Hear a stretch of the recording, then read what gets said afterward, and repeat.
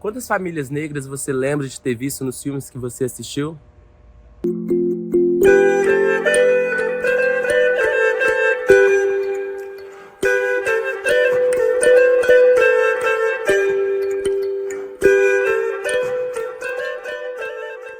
Meu sonho é virar astrofísico e participar de uma missão Marte 1. Nós, seres humanos, vamos tentar colonizar Marte. Marte deve ser longe pra dedéu, né? A distância é aproximadamente 60 milhões de quilômetros, pai. Fica assim não, Sam. Vai dar certo.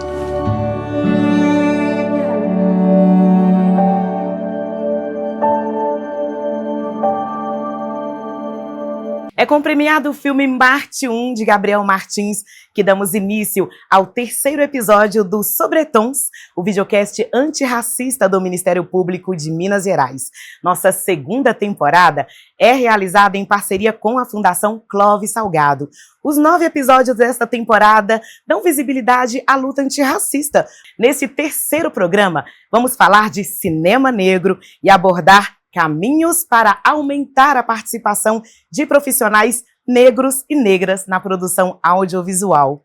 Para conversar um pouco com a gente sobre esse assunto estão aqui Yasmine Evaristo, crítica de cinema e pesquisadora, e a promotora de justiça Nívia Mônica da Silva, do Ministério Público de Minas Gerais. Que honra, alegria receber vocês aqui para a gente abordar esse tema. Sejam bem-vindas. Obrigada. Muito obrigada.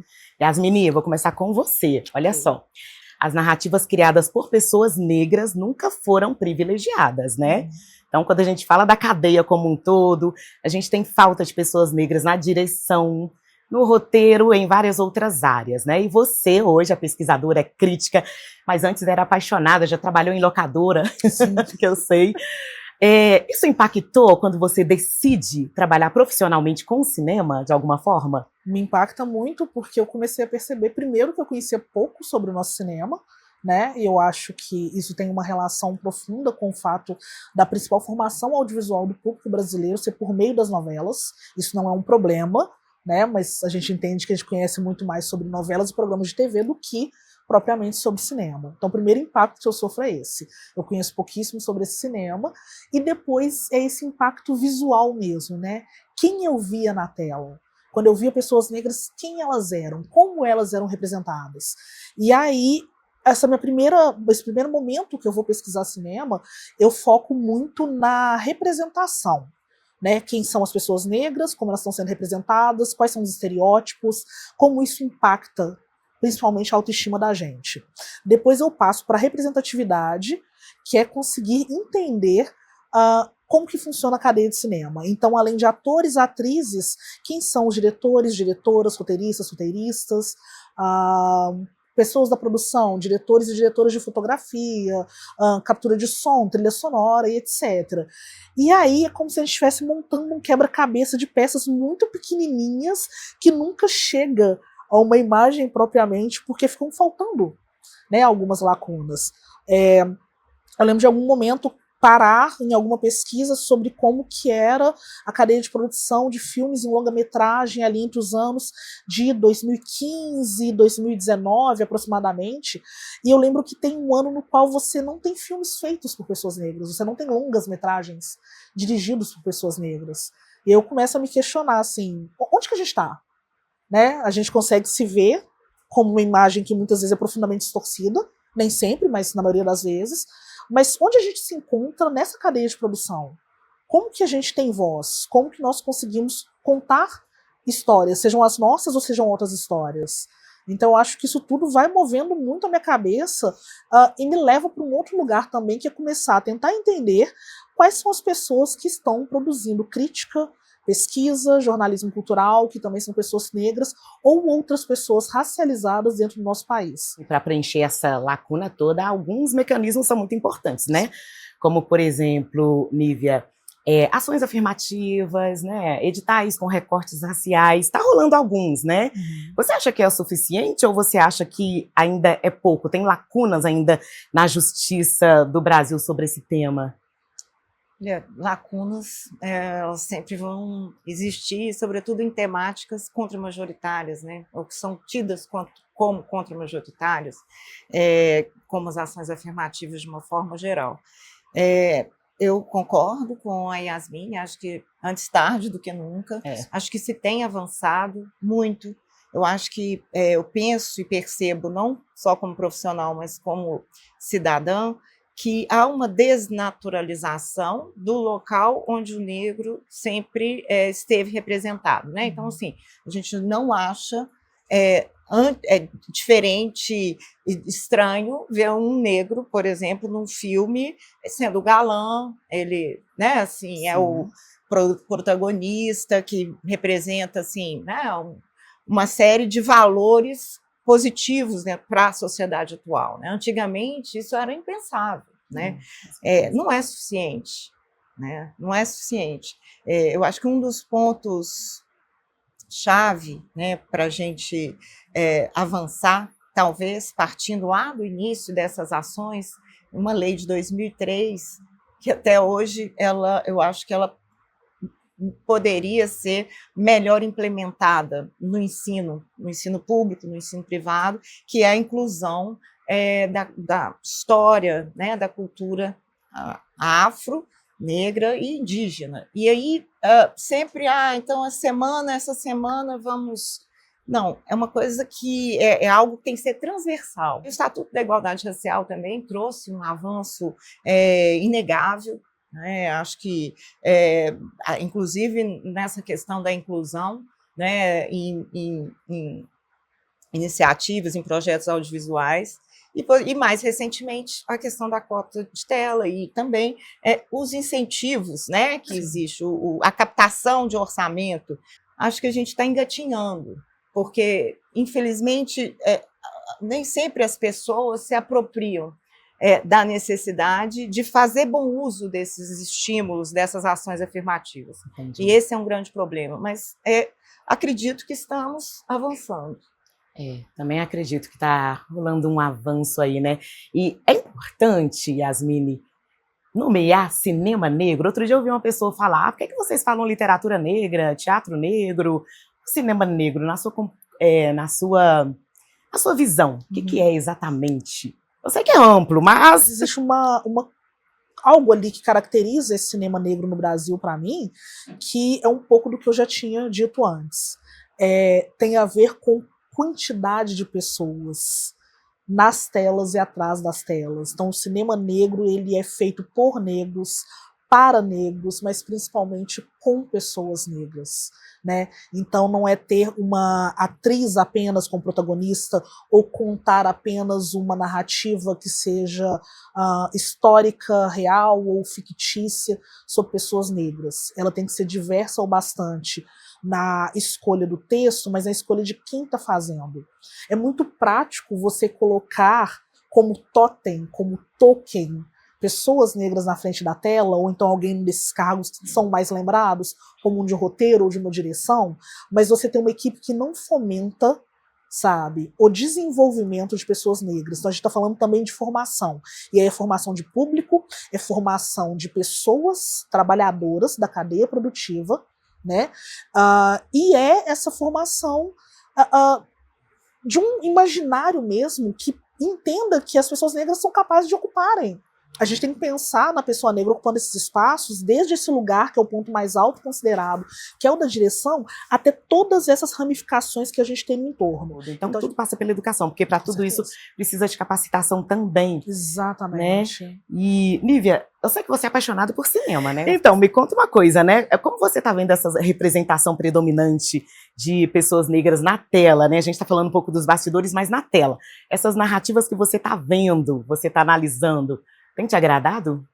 A gente sempre teve a tendência de naturalizar uma TV branca, um cinema branco, né? Cinema, mas eu vejo que eu consigo ver em algumas produções realmente uma mudança, um deslocamento, ocupando um espaço que foi negado por muito tempo e a duras penas, né? Mas tem aumentado e eu acho que isso está, inclusive, repercutindo na televisão, enfim, né, na pauta da estética, né, que não sei se é um caminho bom, porque a estética sempre vem com estereotipos, né, com estereótipos, mas, de alguma forma, é uma estética que está caminhando mais para a diversidade que a gente espera ver representado nas telas.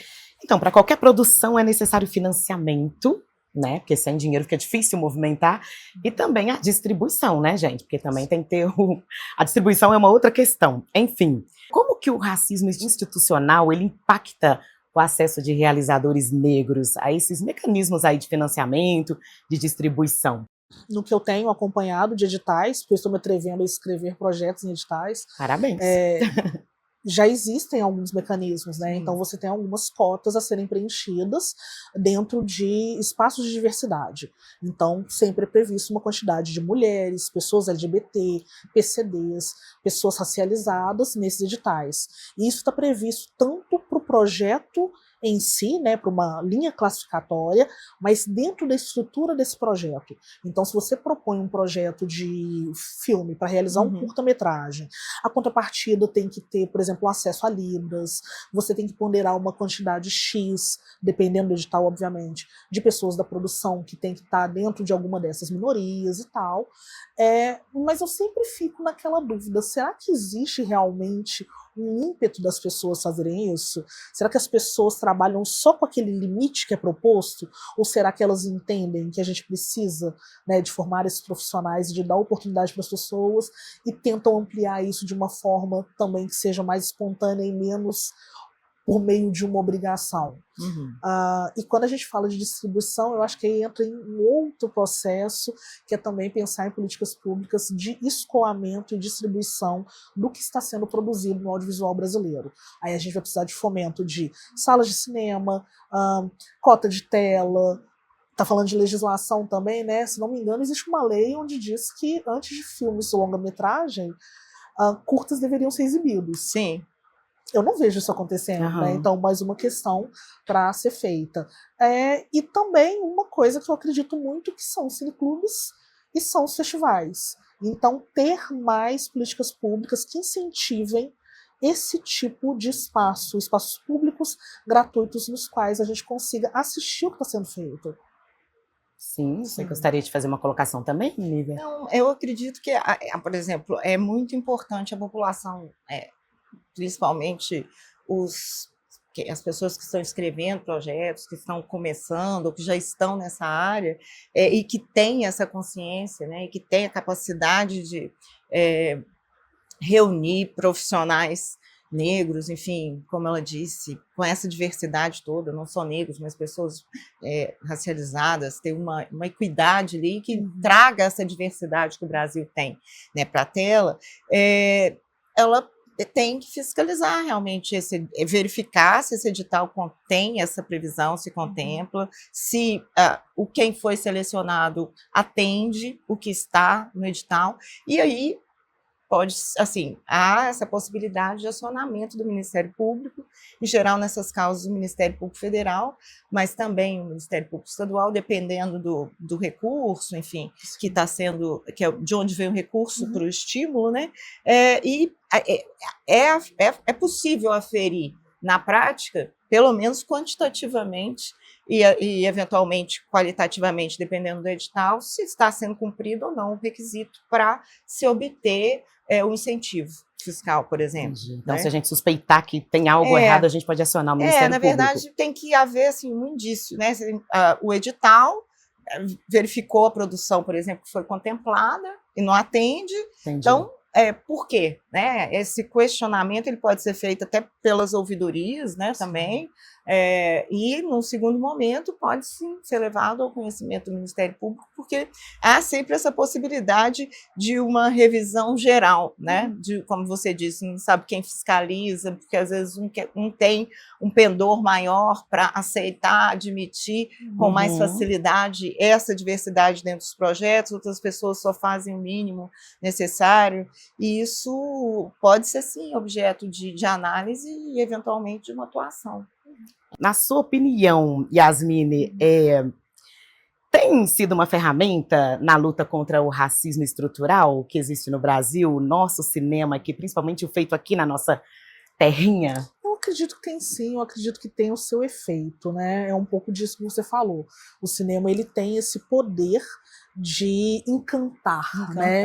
O cinema, ele não tem uma obrigação de ser didático, ele não tem uma obrigação de educar, mas ele tem esse poder de encantar. Então, é se ver, né? Eu volto àquilo, você se vê na tela, mas você se vê também em outros lugares do cinema. Então eu acho que esse cinema que a gente faz aqui em Minas, com essa grande representação do Marte 1 e da galera do filme de plástico, né, galera negra, periférica, que na última década foi alcançando o país, né, e esse espaço fora do Brasil. Sim. Cara, isso é fantástico, isso é fantástico. É da mesma maneira que eu vibro, por exemplo, quando eu vejo o cinema pernambucano fora do Brasil também, né, se destacando. E eu vejo muita produção de pessoas negras, falando de narrativas muito diversas, que a gente tem que pensar nisso também.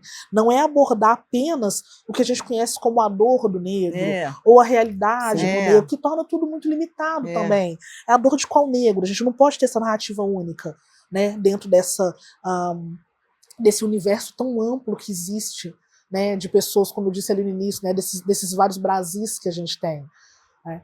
Mas são filmes que estão conseguindo alcançar justamente todas essas facetas possíveis de serem exploradas dentro do audiovisual. Exatamente. Tem um filósofo até do direito, austríaco, enfim, que ele tem uma frase que eu acho assim genial, e o cinema, para mim, casa muito bem, que ele fala que meu mundo é do tamanho da minha linguagem.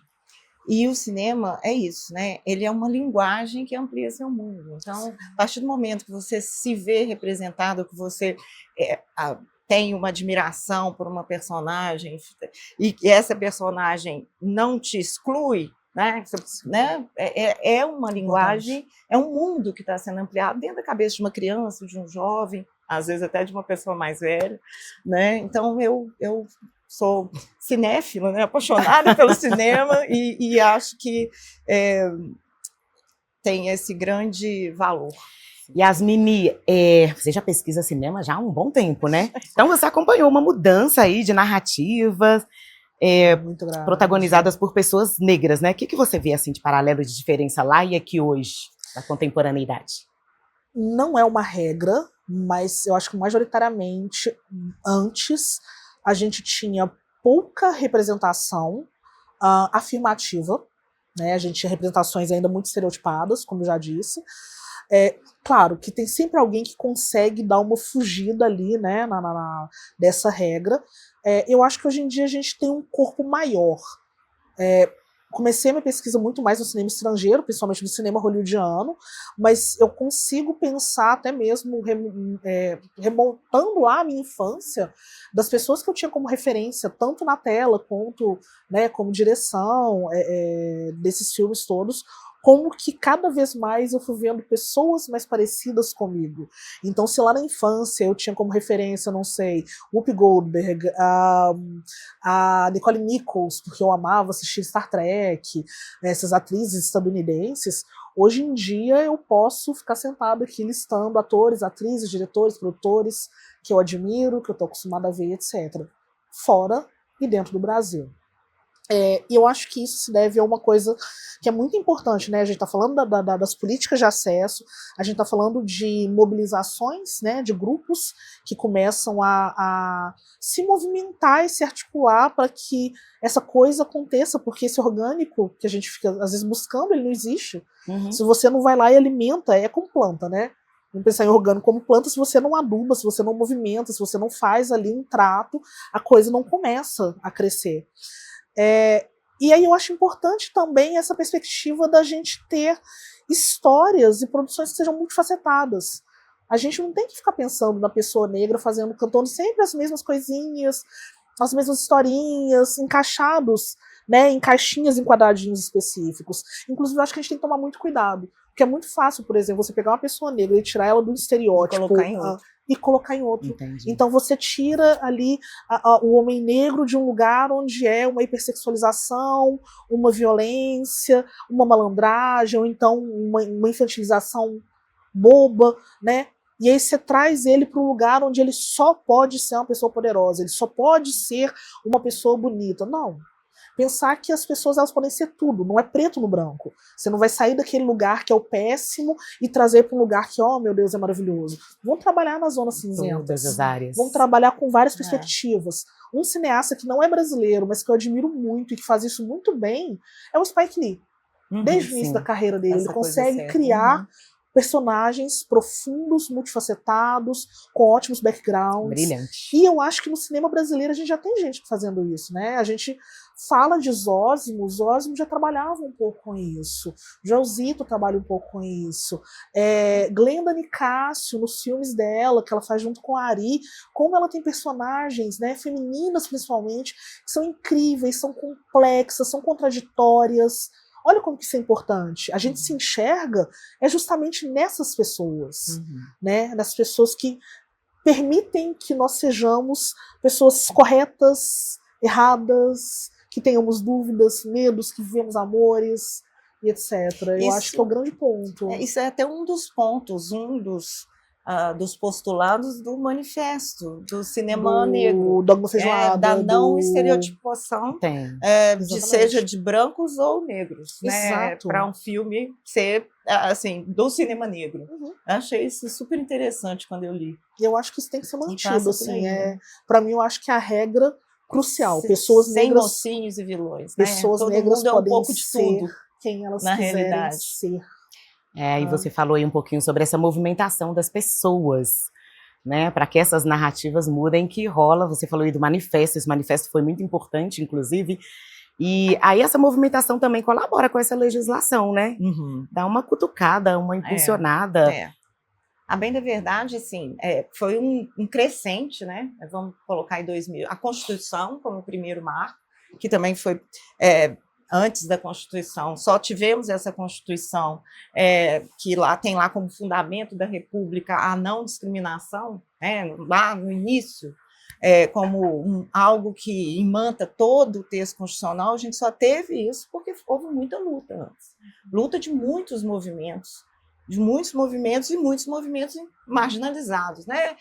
Que queriam mais igualdade. Daí, depois a gente citou aqui 2003, poderia, né, a questão das escolas, o Estatuto um pouco depois, e mais recentemente, algumas iniciativas também muito interessantes, mais específicas, né, para viabilizar. Agora, da mesma forma como a declaração do direito pela lei, ela deve ser precedida de movimentação, de conquista, é uma conquista, né? Então as pessoas têm que buscar e lutar por isso. Da mesma forma, a implementação da lei é um segundo momento, né? Você tem o texto legal, declarado, ele é exigível, mas tem que se exigir, né? E se exige fiscalizando, né?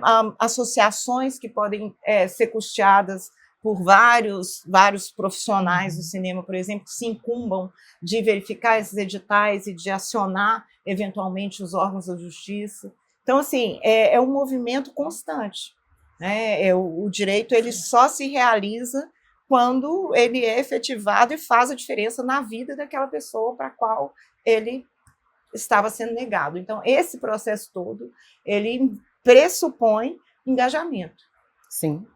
E esse processo todo levou a nossa amiga aqui, Yasmine, né, entre votantes, né, lá no Globo de Ouro. Conta uma coisa pra gente, na sua opinião, uma maior diversidade desses integrantes, assim, das premiações pode ajudar a impulsionar na ponta a maior presença de cineastas e demais profissionais negros na condução de projetos audiovisuais? Eu acho que pode, eu acho que deve ser cobrado, né?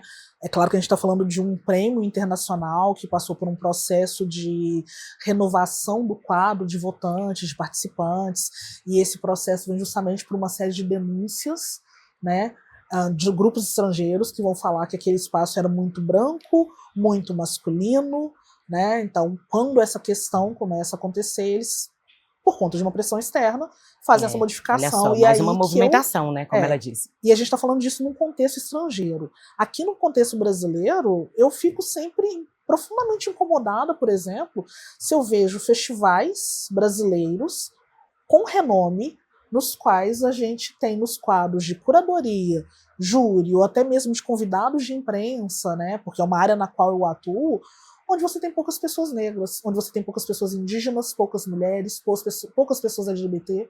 Eu sempre fico questionando, assim, eu acho que esses festivais, eles não perdem, obviamente, a qualidade, porque são coisas construídas durante muitos anos. Mas a gente começa a questionar um pouco onde eles querem chegar, qual público eles estão formando, que pessoas que eles querem ter compondo ali, né, todo esse espaço.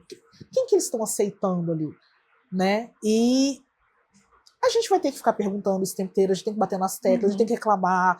E aí é isso, é rede social, é associação, é grupo é um processo de pesquisadores. desnaturalização, Exatamente. Né? De algo que está muito arraigado. Né? Exatamente. Então é isso, questionar, falar, confrontar, dialogar. Eu tenho uma última pergunta para a gente finalizar aqui o nosso programa, né? Vamos falar do cinema sustentável e valorizado, cinema negro sustentável e valorizado. Não vou muito longe, não. Daqui a 10 anos, para vocês duas, como vocês gostariam de ver esse cinema negro no Brasil? Uau!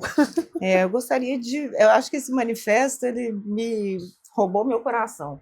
Eu gostaria de ver um cinema com menos personagens estereotipados, né? Que sejam histórias onde a pessoa não só faz o bem, mas às vezes ela erra, mas ela, ou a outra não só faz o mal, algo e que, né, toda essa estética que hoje está, né, presente, que ela fique mais diversa, né, que a diversidade em si, de étnica, racial, que ela faça parte mesmo com naturalidade dos filmes, né? O sonho é esse, que não precisasse de nenhuma medida afirmativa para que as pessoas, para que essa diversidade fosse retratada nas nossas telas, sem mocinhos, bandidos, não necessariamente, né? Eventualmente, né? Sim. Mas, e sinto muita falta também de que a nossa história fosse retratada, a história do negro no Brasil, né? A história do Brasil, fosse também retratado nas telas, assim, de uma forma digna, sabe? Isso sim, eu acho que traz sustentabilidade a essa sensação de identidade. Entendi, maravilha. Quanto mais a gente fortalece essa identidade, eu acredito que mais as pessoas conseguem se ver na tela, né? Porque teve um dia que eu falei para minha mãe, lutar pelos seus direitos. Sim, teve um dia que eu falei para minha mãe contou histórias de como que ela construiu a casa dela lá antigamente, pau a pique, que fala, né? Pau a pique e tal, telhado de palha. Nossa, mãe, isso dá um documentário. Não. Tipo assim, até a pessoa... Esse trabalho de identidade, de fortalecimento, ajuda a pessoa também a entender que aquela história dela é uma história que pode se tornar uma produção cinematográfica também. Uma cultura que a gente está assistindo na tela digna de documentários e filmes, né? Então é muito importante trabalhar essa identidade. Agora você, Yasmine, conta pra gente, daqui a 10 anos, como é que você gostaria de ver o cinema sustentável, valorizado, cinema negro no Brasil? Eu vou me ater menos ao produto final e eu vou pensar mais na cadeia produtiva. Eu espero que em 10 anos eu vou bater novamente nessa tecla do fomento. É o fomento para a produção, para a formação de público, e aí isso vai passar por fomento dentro da área da educação, que foi algo que a gente falou muito, né? Legislação, mas também fomento à produção mesmo, né? Incentivo fiscal para pessoas que querem fazer filmes, videoclipes, novelas, séries, webséries, longas e curtas-metragens, etc. Mas, de novo, gente, precisa de se fomentar o escoamento. Então, a gente precisa de ter soluções para ter mais cineclubes, viabilizar cineclubes, mostras, festivais, e, enfim, eu acho que a gente precisa também de algum tipo de legislação que organize, sabe, como que isso vai ser feito também nos grandes cinemas. A gente está falando muito nesse momento de legislação para streaming, por exemplo, né, regularização do streaming, cota de tela em cinemas. como que a gente vai alcançar esse público que não vai ao cinema, porque hoje em dia cinema é uma coisa cara, mas como alcançar também esse público que vai ao cinema. Falei de curta-metragem também, é uma coisa que me preocupa muito. Quem assiste curta-metragem? Eu vou a festivais e eventos, eu vejo muito, mas eu converso com a maioria das pessoas, elas não sabem que existem curtas-metragens sendo feitos, né, sendo exibidos. Por isso que eu falo tanto de festivais e mostras. Então eu espero que em 10 anos a gente consiga ter uma cadeia mais ordenada para que esses filmes possam ser assistidos por mais pessoas, que as pessoas se encantem mais com o que elas estão vendo, mas que elas se encantem também sabendo que fazer filme não é só fazer um filme daqueles que a gente vê em Hollywood, com grandes efeitos, Exatamente. com grandes atores, sabe? Eu acho fascinante quando eu me deparo com filmes feitos por pessoas muito humildes que fazem seus filmes com celulares, editam em casa. Então a gente precisa de valorizar também esse tipo de profissional, que é o profissional que está começando, que está engatinhando, que talvez não tenha acesso, né, a uma série de materiais que são mais caros, são mais complexos de ter. Né? Então eu espero que em 10 anos a gente consiga ter melhoras muito amplas nesse aspecto de produção e escoamento do que é produzido no país. Deu para perceber que a gente tem muito assunto, muita pauta para resolver com relação ao cinema negro, mas foi uma honra recebê-las aqui. Toca aqui pra gente trocar força. Isso mesmo. Gratidão, viu, pela presença de vocês. Eu que agradeço. Obrigada. Foi uma alegria poder estar aqui. Obrigada. Por Muito nada, obrigada, foi gente. maravilhoso. E com isso, encerramos mais um episódio desta segunda temporada do videocast Sobretons. O Sobretons é o programa antirracista do Ministério Público de Minas Gerais, que conta com várias ações. Entre elas, um podcast que foi lançado em 2024, gente. Se você ainda não ouviu a nossa primeira temporada, te convido a escutá-la, tá lá no Spotify. E essa segunda temporada é realizada em parceria com a Fundação Clóvis Salgado e está disponível no streaming gratuito Cine Humberto Mauro Mais no YouTube e também no Spotify. Saiba mais sobre o programa em mpmg.mp.br/sobretons. Então, junte-se a nós na luta contra o racismo. Siga o MPMG nas redes sociais, procure por MPMG Oficial e nos dê sua opinião sobre esta temporada do videocast Sobretons. O cinema é uma das tantas artes que podem ser mobilizadas para a defesa de uma sociedade mais plural e diversa. Antes da sala escura, é na sala de aula que crianças, adolescentes e jovens adultos têm os primeiros contatos com o conhecimento, a ciência, a arte e a cultura. De que forma, então, é possível fazer com que a escola forme, desde cedo, cidadãos e cidadãs conscientes de seus direitos e de sua ancestralidade? A gente fala sobre isso no nosso próximo episódio. O tema vai ser Arte como ferramenta de ensino de história afro-brasileira. E esperamos vocês aqui de novo com a gente. Obrigada pela companhia e até a próxima.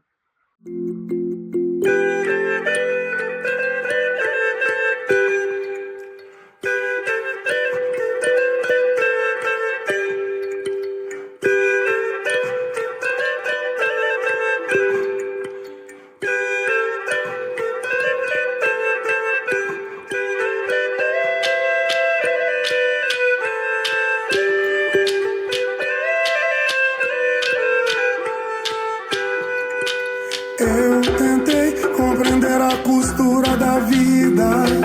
Me enrolei, pois a linha era muito